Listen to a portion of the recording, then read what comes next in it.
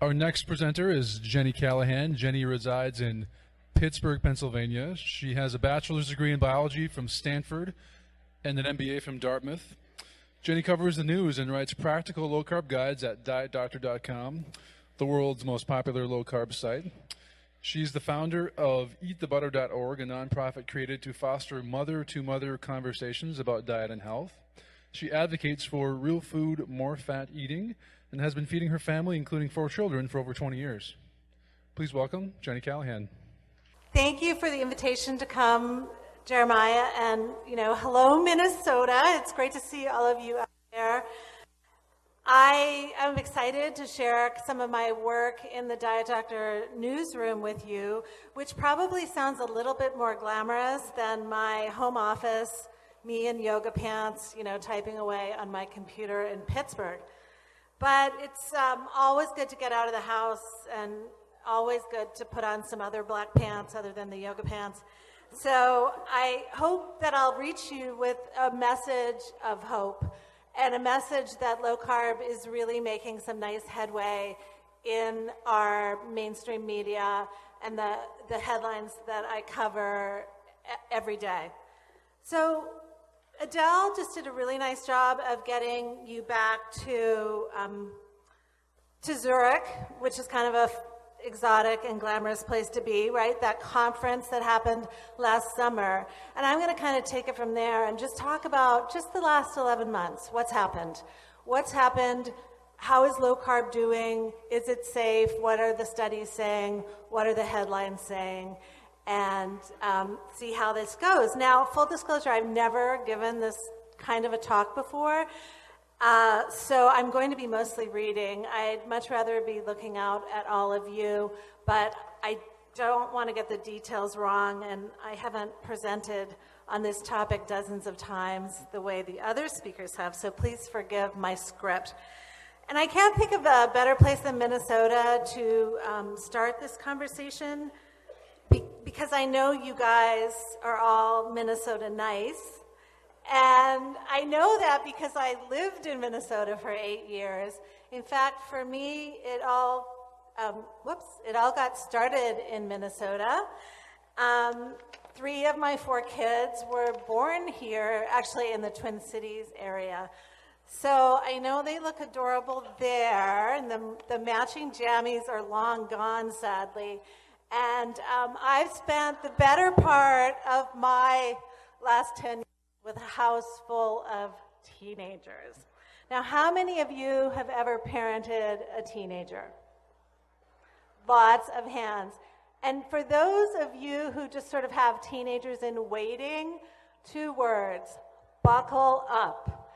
It can be a wild ride, and I highly recommend it, but obviously scarred by this since I'm talking about it here tonight, or this afternoon. But truly, it has been really helpful for me dealing with teenagers, translating that into watching how the mainstream medical community deals with the low-carb community.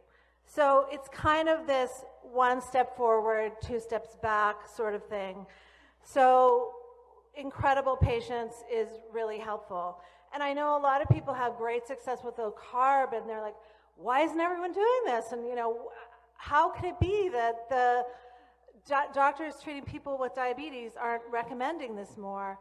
But I think, teenagers can be stubborn, and it takes a long time. Now, I don't need to be disrespectful, because I really admire mainstream doctors. I mean, this teenager is really bright. She's probably going to Harvard, and she can do a lot of things that I can't do. She can type 50 words per minute with 2 thumbs, right? And she probably remembers how to do calculus. So she's got lots of skills, but unfortunately, she just sort of thinks she knows everything, and things can be going really well, and then she'll just make a really bad choice.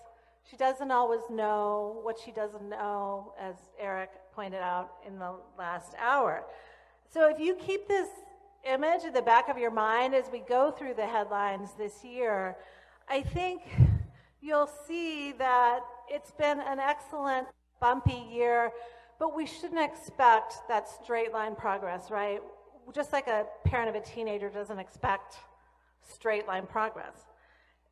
We're headed in the right direction, so hopefully we'll get there eventually if we keep on being patient. Speaking of roads, I'm just giving you a little roadmap for today. I'm going to try to capture the news in the following order. We're going to talk about some of the opinion pieces first, the opinions we've seen involving keto and low carb. Then we'll move on to all of the bad science that almost every week, actually.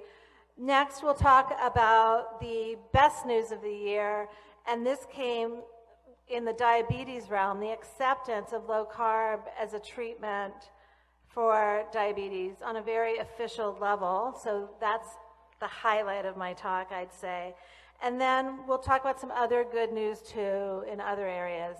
And I'll wrap up with some other kind of regulatory moves. There's a lot of different bodies making moves all the time. It's kind of an erratic space, but I'll try to tell you what I've seen this year.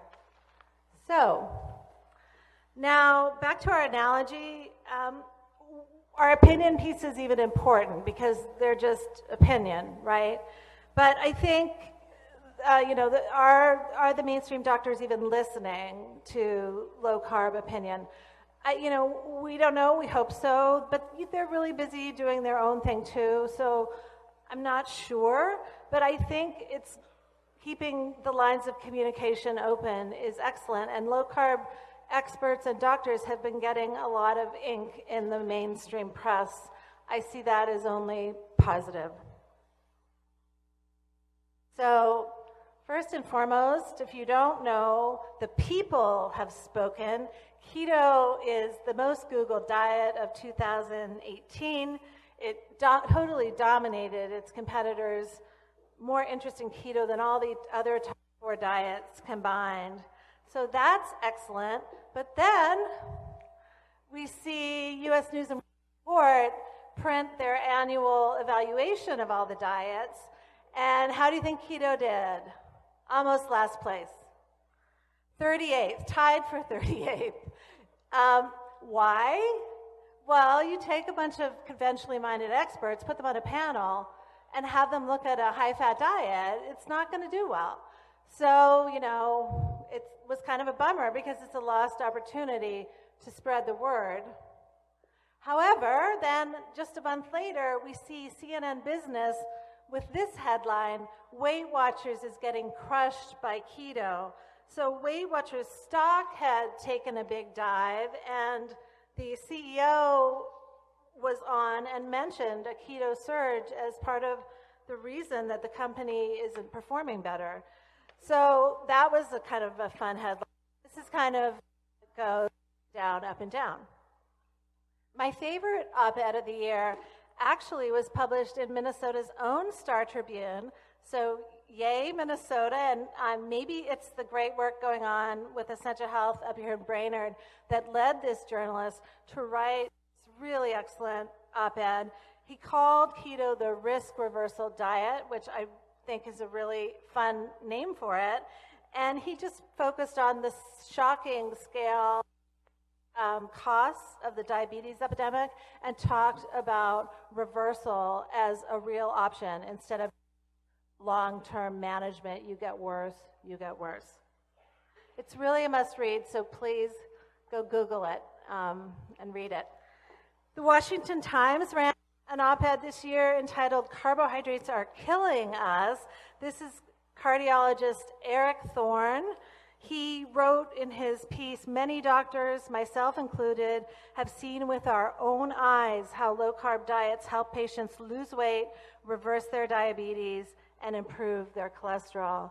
So yeah, I mean, exactly what's going on in Jeremiah's clinic is getting written about in a mainstream paper. We also saw a nice headline in the Philadelphia Inquirer, Good Fats, Bad Fats, and Why the Ketogenic Diet Matters.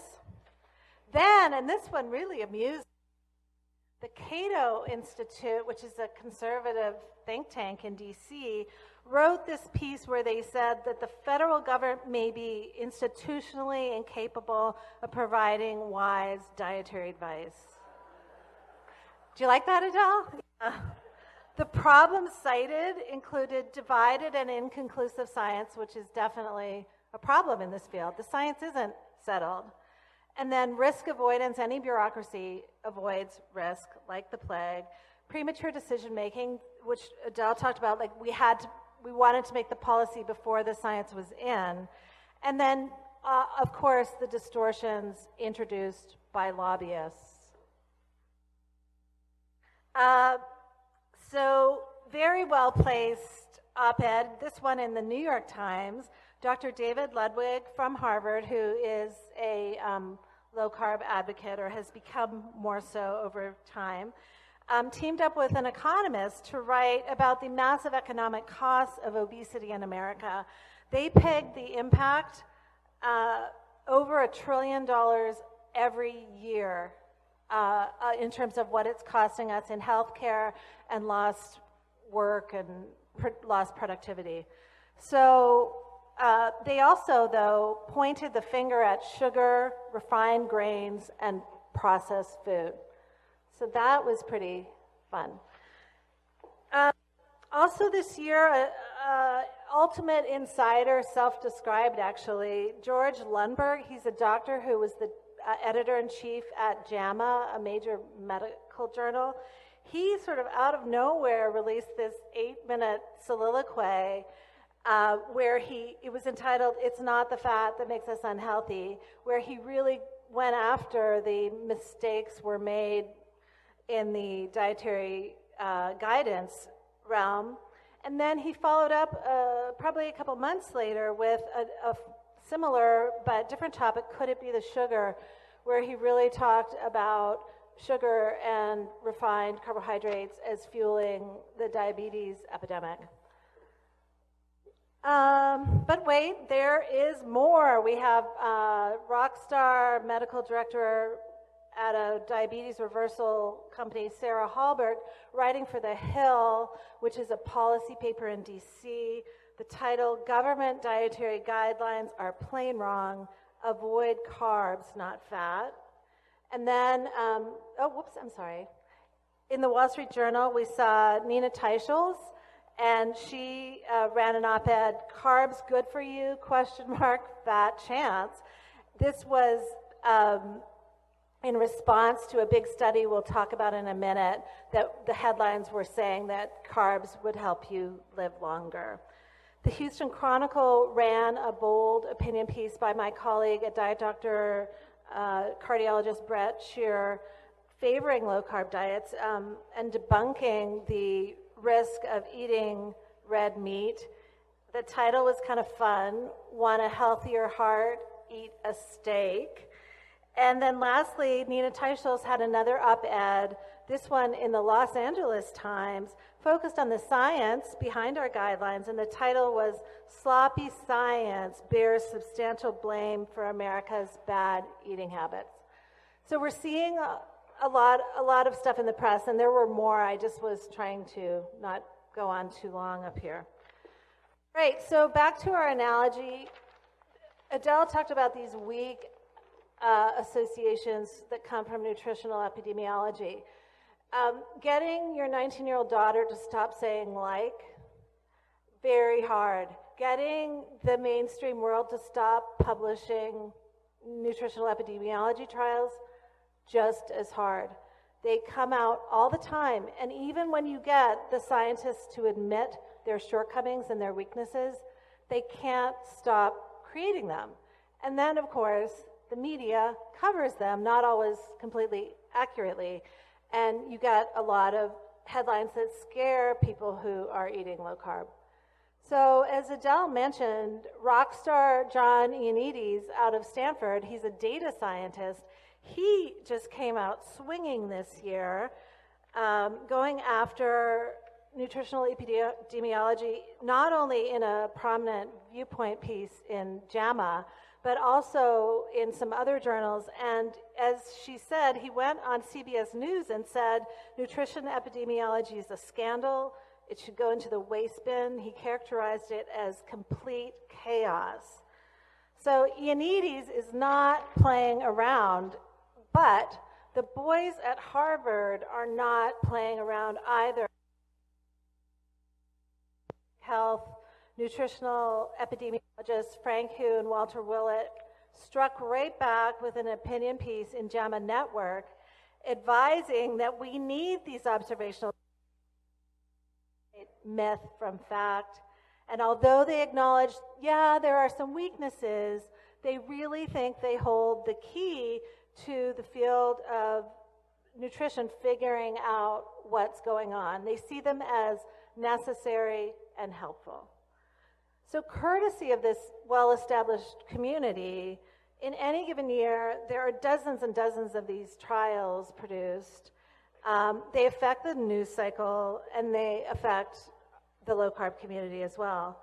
I encourage you, whenever you see kind of a scary headline, if you just give it a couple days and then maybe check the Diet Doctor website, they try to post on all the big headlines that might scare people. So, and usually the reason it takes a couple days is there's a doctor writing, and it's not just like me writing in my yoga pants. It's someone with a credential who's really taking a thoughtful look at the headlines and perhaps the science underneath those headlines and explaining to you where the hiccups or the confusion might lie. All right, so we're going to move to the worst headline, perhaps, many. Low-carb diets could shorten life, study says. So this is the BBC reporting, but this headline in different forms was all over the media last summer in August. Why? A large epidemiological trial published in the Lancet Public Health made waves by showing that people who ate 50 to 55% of their calories in carbs lived longer. So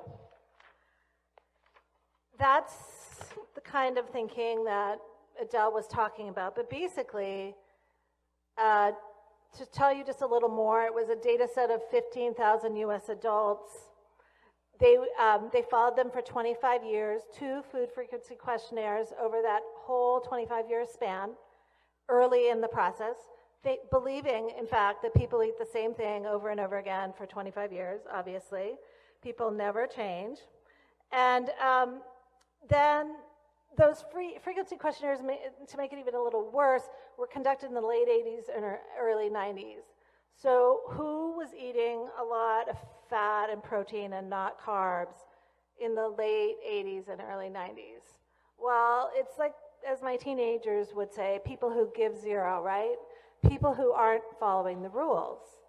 And they're probably doing a lot of other things like smoking, drinking, not moving very much, that are also not following the rules.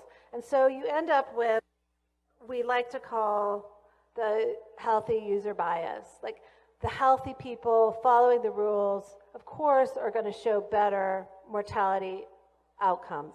Small effects, but still very misleading headlines coming out of them.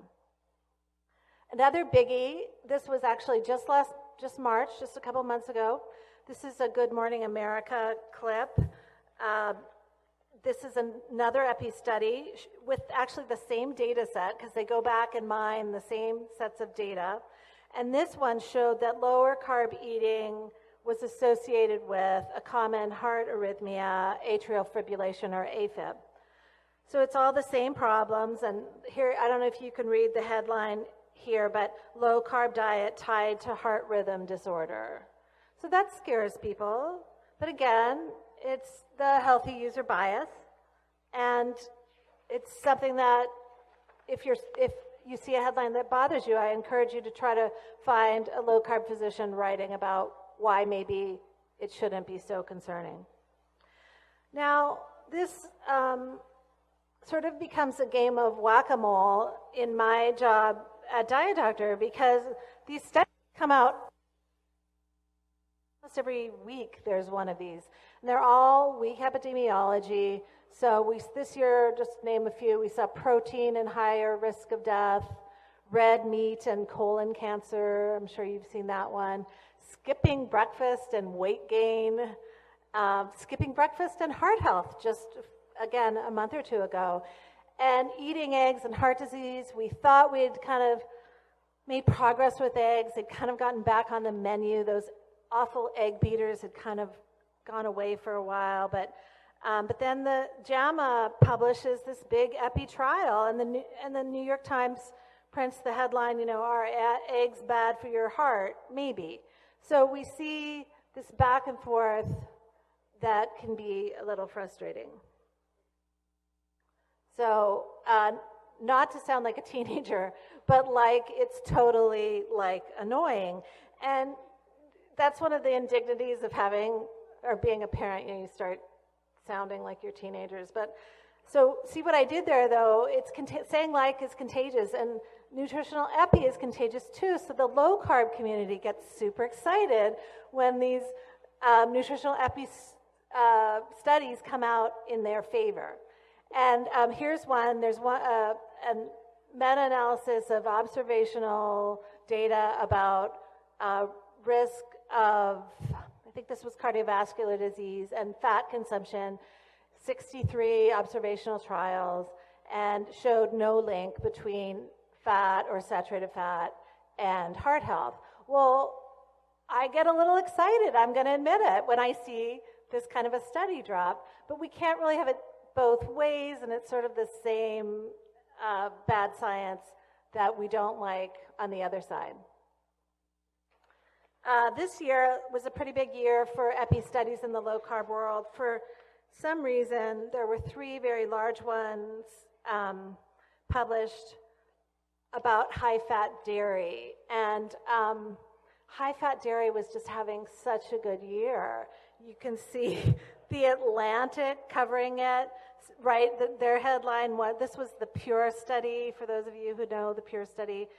The vindication of cheese, butter, and full-fat milk. Then Newsweek covering a different study that showed that less type 2 diabetes with more high-fat dairy, and they wrote, can type 2 diabetes be prevented by cheese?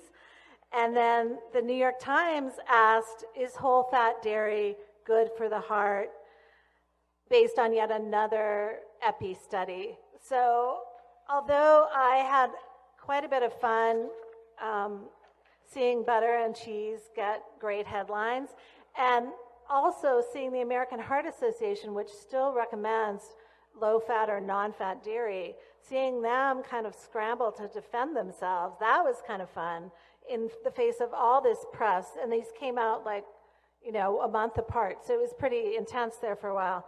But, again, we probably can't have it both ways. Now, just like teenagers have habits that are bad other than saying like, there's other bad habits that affect the news headlines. And sometimes it's not even the science, it's the reporting on the science that is the problem. And also sometimes it's how the science is funded that is the problem, because there can be a lot of bias introduced by study design and funding source. So here you see the New York Times with the big headline, which kinds of food make us fat? And Gary Taubes immediately pointed out on Twitter that a more accurate title would be, which kind of foods make mice fat? Now, in defense of the New York Times, they had a mouse. I left him in partially so you can see that they did have a graphic there, but why not get the headline right too, right? So you probably know We Are Not Mice. Animal studies can be really useful, but they are not always a good model for what might happen in humans. So this was actually, the New York Times is reporting on an excellent study published in the journal Cell Metabolism, carefully done, and mice that ate more fat gained more weight. But it turns out the investigators found that the mice have a similar reward center in their brains for fat that humans have with sugar. So the mice fed the high-fat diets, ate more food and gained more weight. And many studies in actual humans show the opposite effect, right? What Dr. Westman was talking about, that when people go on a high-fat, low-carb diet, they actually have less hunger and they eat less. So the usefulness of this mouse study is really questionable, but it's getting reported in the New York Times. So here's another study. Adolescents who consume a diet high in saturated fat may develop poor stress coping skills. Signs of post-traumatic stress disorder as adults. That sounds terrible. Well, you know, Georgia Eade, the psychiatrist, unpacked this, pointing out that this was a rat study, and also pointing out that there was a lot of sugar in the rat chow. So that's another thing that these doctors that really are good at, or dietitians who are really good at looking at a study, you might miss something like that. I might miss something like that. But when you look at the facts, you see a different story. So Dr. Eade rewrote this headline for us. High sugar, high fat, high protein, or low protein, high calorie, ultra processed chow negatively affects adolescent rat brains. So why didn't they publish this headline, right? Well, because no one would click on that, because who cares? So there's this tension between a headline that is truthful and a headline that will get clicks. Just one more rodent study. High fat diets appear bad for blood pressure in younger males and females. Well, I'll just fix it for them. In younger rats. So when you see a headline and you realize that it's a mouse or a rodent study, that can probably make you a little bit more relaxed. Another theme we saw this year that was quite problematic and concerning was corruption. And the question of what research can be trusted, really, if there's corruption. So here you see the New York Times reporting on two prominent doctors, both falling really hard in the news, careers over. The Harvard doctor was prominent, like stem cells in cardiac tissue, had a big company that he was making a lot of money off of, and he was falsifying his data. The breast cancer researcher out of Sloan Kettering, a major center in New York, was not disclosing millions of dollars of payments from drug and healthcare companies in his published papers in prominent journals. So this is a big problem because we all know that money talks. And it's a problem in nutrition research too. Here we see Marion Nestle, a professor at NYU and kind of a food pundit. I often don't agree with her, but she had this book that came out this year called Unsavory Truth, How Food Companies Skew the Science of What We Eat. And in it, she points out that almost all industry-funded studies show favorable results for their food marketing clients. So she contends it's not because the scientists are shady, but it's because the corporate funders control the design of the study and the interpretation of the result, how that abstract gets written. So this is something we see as an emerging theme this year. A prominent Cornell Food Lab scientist who actually was pretty good at getting his food studies press and getting people excited about them. He was the guy that would like bowls of soup on the table and have a tube coming into them so he could keep refilling them, and then people would eat more because the bowl would never get empty. So he did some interesting behavioral research, but it turns out that they had to retract 13 of his studies and he had to resign in disgrace. And so this question of what food research we even can trust keeps coming up.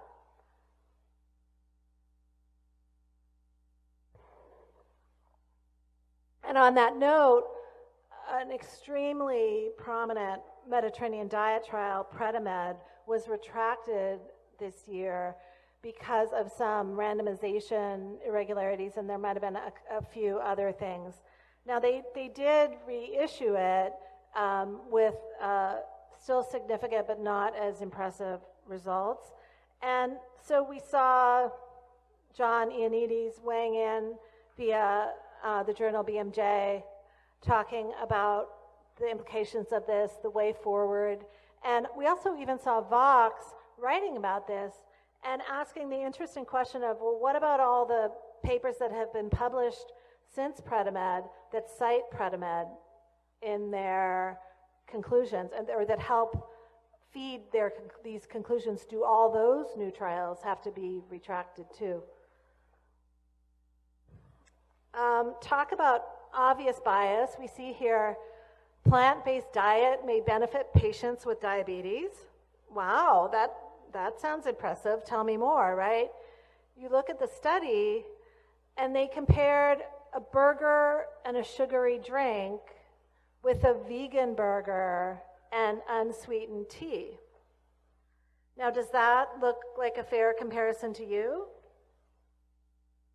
Well, the authors explained that they needed to add the sugar to the burger meal to equalize the meals, which, by the way, kind of gives you a sense of how much sugar is in that plant-based burger. But this kind of study design is just kind of like blatant bias, yet published in the journal Nutrients, pretty mainstream journal. The ADA writes about it, not blinking. And this is the kind of stuff that drives me crazy. Last, and actually probably least, on the bad science front, sometimes there are stories that have no science behind them. So you may, I hope that you didn't, but I saw about 38 stories about keto crotch this year. And this was sort of this imaginary condition featuring unpleasant vaginal odors associated with eating a keto diet. So salacious, it just kind of went rapidly through all the sort of poppy sites. Everyone had their own keto crotch article, because why not? Like hundreds of thousands of clicks, and like, oh my God, could that be happening to me, right? So some in the Twitter universe suggested that this was actually an orchestrated PR campaign, perhaps organized by a well-funded company like Weight Watchers, to intentionally designed to bash keto and make women afraid to be on keto diets. But needless to say, I don't know if that's true, but I think that's probably, I don't know, speculation. But things can spread like wildfire online when there's no truth to them at all. So to make up for that dreadful story, I just wanted to show you my favorite piece of bad science this year. This is a very unscientific map of different countries' butter consumption versus life satisfaction. And it's kind of like Ansel Keys' method. So according to the World Happiness Report, butter consumption is associated with more life satisfaction. And I don't know if you see that little butter emoji there. I'm going to blow it up for you. I got a new butter emoji this year. I don't know if you've seen it on your smartphone yet, but it's coming soon if you haven't. That was a high point for me. All right, we're going to move on. Every once in a while, your teenager admits there's a problem, and maybe they're part of it. And where we saw this year was in the diabetes realm, particularly type 2 diabetes. Really remarkable progress. But I'm not going to start with that. I'm just going to start with the lead up to that. So CDC, just to update you on the numbers, the CDC dropped these last fall, I think. 14% of American adults have either diagnosed or undiagnosed diabetes. 16% for men, 12% for women, 28% if you're over 60, 20% among Hispanic Americans, 21% among those with obesity. Huge problem. And I think actually Dr. Westman kind of touched on this, but when you look at the measures of metabolic syndrome, this study came out of North Carolina and Chapel Hill, and it showed that only 12% of American adults were healthy on all 5 measures. So again, those measures are waist circumference, blood sugar, blood pressure, elevated triglycerides, and low HDL. So not very many of us are really that healthy. And I thought this was, I hadn't seen this sort of a study before. I thought it was kind of interesting. Other studies actually started admitting that some of these drugs we give people with type 2 diabetes aren't working very well, that they have some unpleasant side effects. So this particular headline was about a trial published in JAMA Open Network linking both insulin and, I might say this wrong, but sulfonylureas with more cardiovascular events. It was an observational study, but the hazard ratios were a little, like they were around 2, so it wasn't minor. And I think seeing the diabetes community admit that they have a problem is encouraging. This study out of Stanford Medicine was really interesting. I think we're going to see more of this too. What they did is they put a bunch of continuous glucose meters onto healthy volunteers, and then they just watched them respond to different meals. And lo and behold, they saw that 80% of these normal people had diabetes level blood sugar excursions after eating a bowl of cornflakes and milk. So this may help us reconsider what we should be eating for breakfast. But I also think these CGMs are really going to help us look at the individual's response to actual food so that we can help people one by, not have blanket dietary guidelines, but have individual recommendations. So this study shows that again, one-size-fits-all models don't predict postprandial glucose spikes. So this was published in JAMA Network, and they demonstrated huge individual variability. The example cited was a standard meal consisting of a bagel and cream cheese. Glycemic excursions, blood sugar could go up by 6 milligrams in some very insulin-sensitive patients, I guess, and 94 milligrams in others, the same exact meal. So that, I think we're going to see more of this, as I said. And actually, after this came out, a few months later, there was an interesting opinion piece in the New York Times. This was written by a cardiologist, Eric Topol, who kind of went on one of these high-end individualized medicine companies that provide this service. And it was a combination of glucose monitoring continuously and also some microbiome testing. And so I thought this was kind of fun. This is what he wrote. Needless to say, it didn't match what I thought I knew about healthy eating. Bratwurst, the worst and potentially most lethal kind of food in my perception, was rated an A+. So I bet a lot of you wouldn't have been surprised by that, but Eric Topol was. Virta Health has been in the news. If you don't know what they do, they reverse diabetes with kind of a smartphone plus keto situation. It's doctor supervised. They've been selling into corporate environments and also into health plans. The VA is doing an experiment right now. So it's definitely a company worth watching. They've got like 6 Stanford MBAs and tech graduates in a room in California, and they're really powerful. That's all I can tell you. We heard about their clinical trial showing 60% diabetes reversal last year. I think their 2-year results are still unofficial. I believe they are less impressive, but still like close to 50% maybe reversal. We'll see when they come out. And Dr. Sarah Hallberg, who's one of the medical directors there, did get in to speak to Congress this year. So that's special and perhaps helpful. The Guardian reports that Britain's National Health Service will be staging a rollout of a trial prescribing very low-calorie liquid diets to reverse diabetes. I know this isn't low carb, but it's still exciting to see a National Health Service approach diabetes as a reversible condition rather than a chronic condition to manage. Also in the UK, we saw Deputy Labour leader Tom Watson, so prominent politician, reverse his diabetes and lose 96 pounds in 11 months. He has been very outspoken about this, not just in the press, but also in, because of his access to Parliament. He's been trying to encourage changes in Britain's NHS and food policies.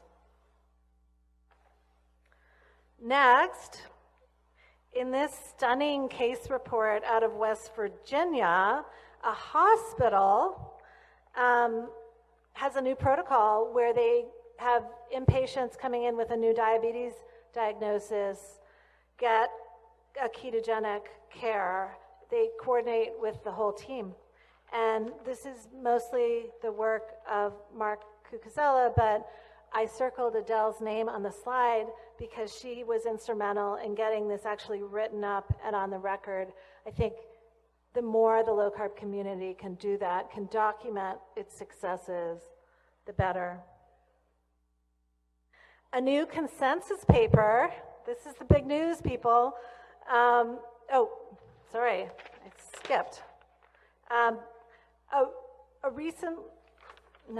new consensus paper published in October, the American Diabetes Association and the European Association for the Study of Diabetes, sort of sister organizations in different countries or regions, added a new therapeutic option for patients with diabetes, a low-carb diet. So, yes, this represents years of work from people like Eric Westman publishing really good research that has made the ADA start listening. I think it's a really big deal. These associations do not change lightly. I know from listening to too many TED Talks that when x-rays came out, they were routinely x-raying pregnant women.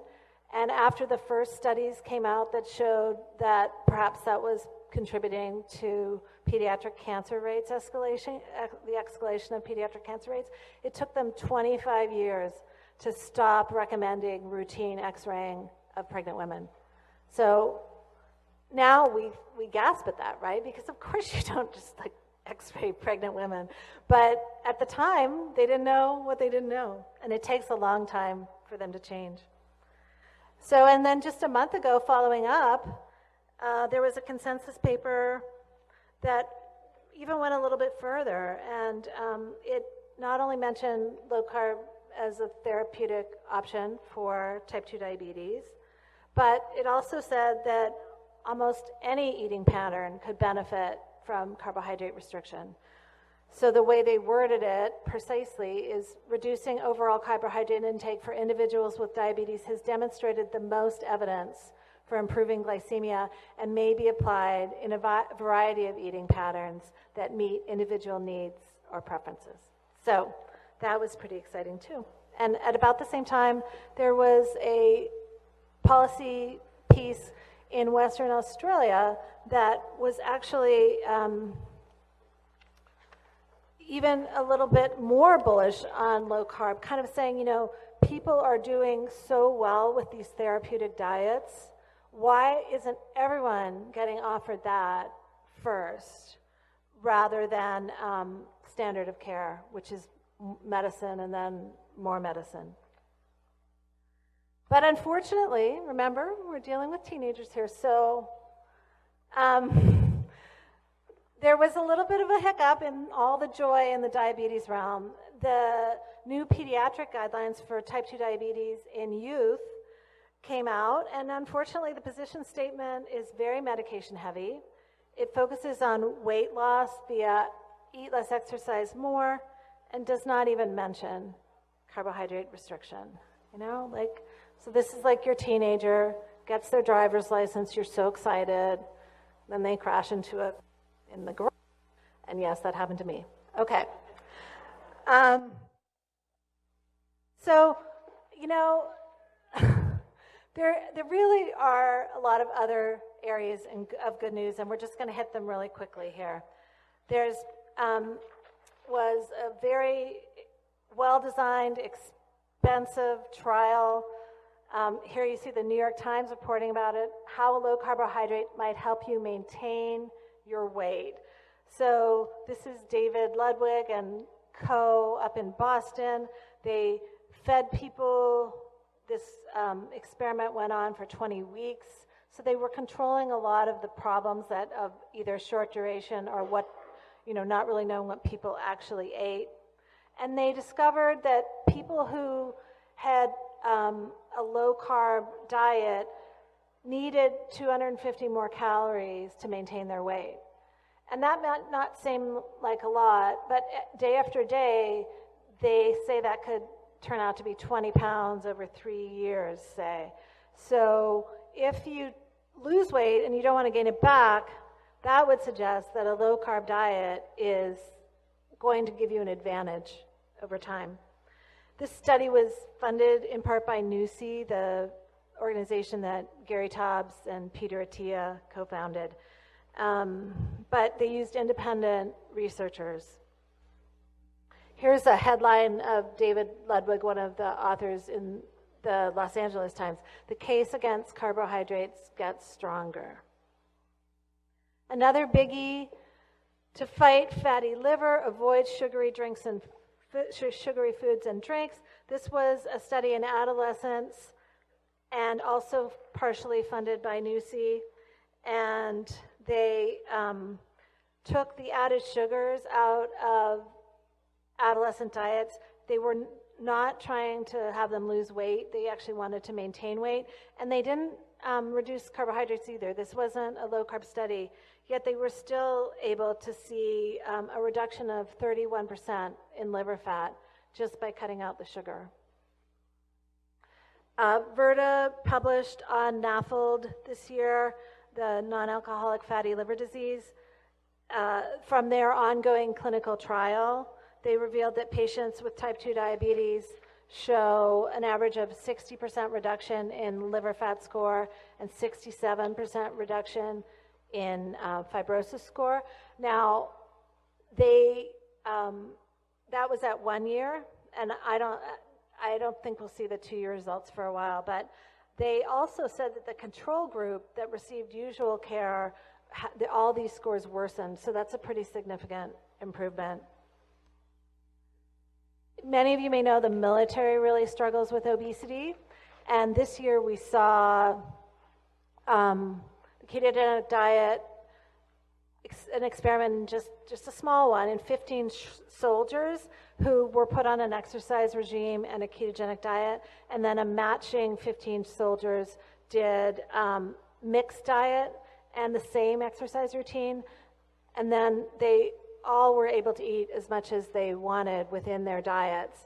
And as you can see, those on the ketogenic diet lost an average of 17 pounds in 12 weeks, 5% of their overall body fat, 44% of their visceral fat, and their insulin sensitivity improved by 48%. No change in the people who were exercising only and didn't change their diet. So pretty powerful result there. In a well-placed and easy-to-read article in the New York Times, Pulitzer Prize-winning writer and famous cancer doctor Sid Mukherjee, I think that's how we say his name, wrote about his large new research project which pairs a promising yet thus far unsuccessful cancer drug with a keto diet. And the hope is that the keto diet will boost the drug's efficacy in delivering results for fighting cancer. This is really the first large human trial of keto for cancer that we've seen. There's been some interesting anecdotes, there's been interesting rodent studies, but it will be really exciting to see how keto does in helping this drug work on cancer. Okay, regulatory moves. We're almost done. So it's kind of an erratic energy in the regulatory environment. There's a lot of different bodies who have sway in our food environment and in our medical oversight environment. So, and they tend to kind of be all over the place. So the FDA actually regulates about 80% of America's food supply, which is interesting. And you would think that would give them great potential to really help us with things like obesity and diabetes. So the commissioner came out with his big nutrition innovation strategy this year, and it was a little underwhelming, I'm sorry to say. It's based on the idea that by modernizing our nutrition labels, getting better ingredients list on food, and resolving issues of identity, which is sort of like, can almond milk be called milk? I mean, these are all nice things, but are they going to move the needle on obesity? Highly unlikely. A recent article in JAMA showed us that the American College of Cardiology's guidelines that it uses are actually not based on very good science. Only 8.5% of the recommendations this body makes are based on A-level evidence, and that's down from just 11.5% 10 years ago. So it's interesting to see the ACC examining its navel and finding some problems, and so hopefully we'll see improvement there. Whoops. No, that's right. Okay. Adele talked a lot about the guidelines. They really are the biggest influence on what doctors think about food, what our federal government feeds people, and so they are very important. This year, they come out every 5 years. I don't know if you know, so we'll get a new crop of guidelines in 2020. And so the Nutrition Coalition is this nonprofit that's really doing kind of a nice job of covering our battles with dietary guidelines. And we see them basically reporting that the reforms that Congress mandated were kind of ignored, or many of them were ignored by the USDA and HHS. And so we're not going to see as much progress as we'd hope. The Nutrition Coalition did organize a letter writing campaign asking for a data scientist like John Ioannidis to be placed on this new scientific committee that will advise the guidelines. That committee was seated this winter, and it's a little bit bigger than it has been in the past, 20 members, but sadly there's no data scientists, and they actually have a few conflicts on the panel. There's a Seventh-day Adventist on the panel, and that's a faith where their religious dictums include vegetarianism. But maybe he'll be objective. Let's hope so. So we are now seeing the USDA instruct this panel to really narrow the focus to only healthy people. So the guidelines are mandated to be for a healthy population, but given what we just saw, that only 12.5% of Americans are healthy on all fronts in the metabolic front. So why are we even writing these guidelines then? I don't know.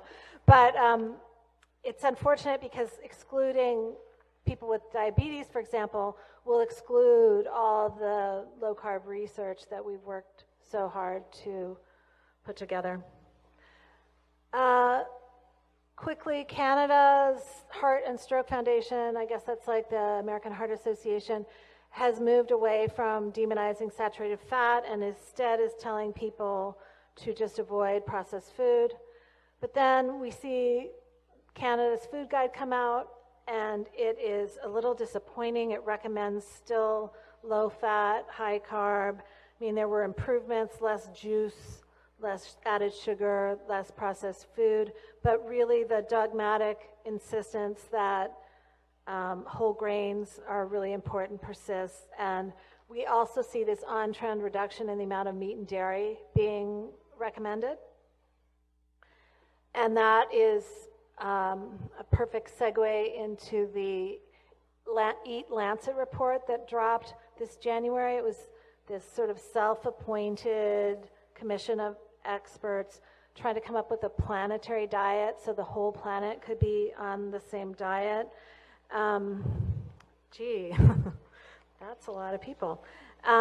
It said pretty much what we expected, that we all need to drastically cut meat and dairy consumption and replace those calories with legumes, seeds, whole grains, fruits, and vegetables.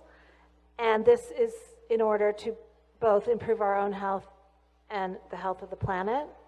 Now, just to show you what that looks like, this is a day of food.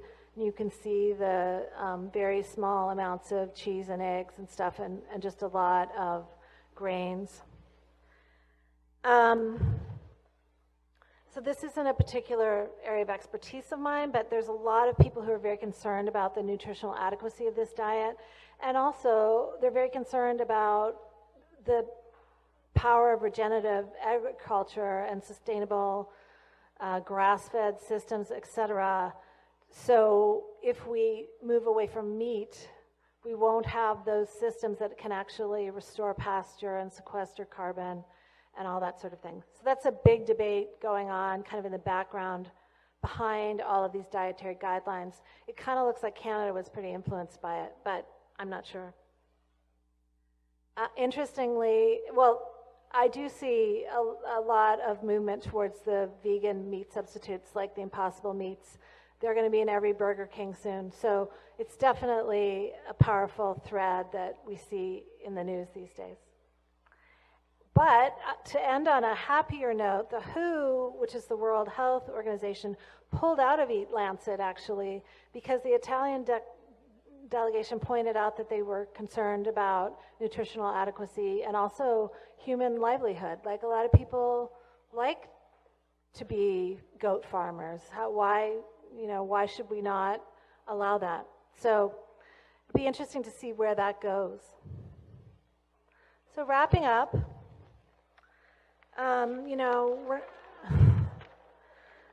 we're not here yet, and we're probably never going to be here, because I'm sure we're not right about everything, right? And there's a lot of science that needs to come before we will see sort of some wholesale, oh my God, everyone should eat low carb. Like, that is very likely to happen. We're going to see careful piecemeal approach. But we're also not where we were 10 years ago, where there was just like utter confusion about a low carbohydrate diet, and doctors and nutritionists and dietitians were saying that your brain needs carbs. Like, not very many people say that anymore.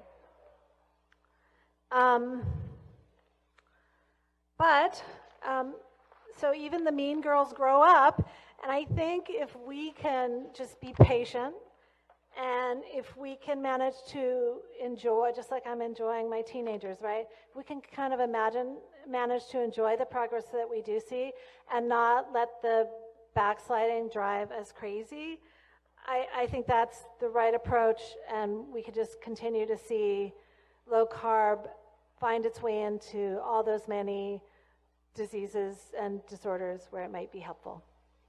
Thank you.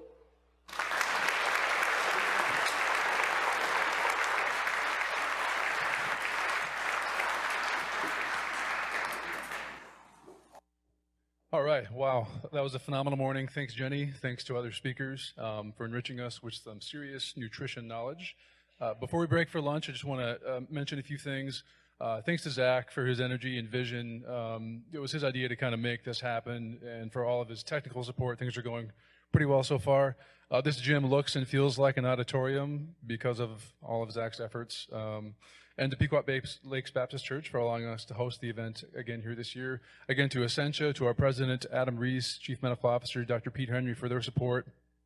To Essentia's marketing department for developing the savory advertising images you probably saw around town, the bacon and the delicious food.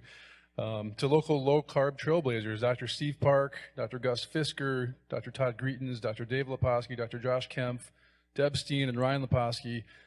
These colleagues of mine are transforming how we think about food, health, and wellness in our local clinics here in the Brainerd area. To my family, to my beautiful wife, Ashley, Zach's wife, Becky, for putting up with our late-night emails and bone broths and trying to make this all come together. And for my parents, and Zach's parents, my parents, John and Mary, here today. They're my health and wellness mentors. So thank you. And finally, to Prairie Bay and Three Cheers, so owner Nick Miller and event planner Jamie Nelson. They've got some delicious food coming out there right now behind y'all. We'll also be giving away some gift cards later today, so stay tuned and stay present.